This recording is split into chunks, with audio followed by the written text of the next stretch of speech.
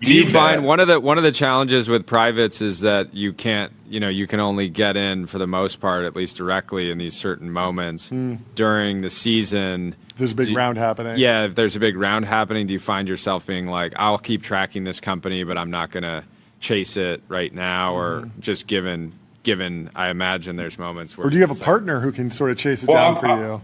Yeah, well, I do a lot of research on my own, but like very, very thankful to have just like a vast network of like resources and mentors and people that are like way smarter than me. Yeah. And I think that's like the most important thing, that, because my main thing is playing basketball, right? And I can only do that for so long. But, I think that, I'm in that situation now. There's a couple of companies that like I'm looking at, and they're like pre-seeds, or they're looking at, their safe rounds. And I really, really like them. But, I'm at that point where, putting, 25, 75,000 into like one of those companies, it really doesn't make sense when, I'm focused on a lot of more like late stage growth companies, right? Yeah.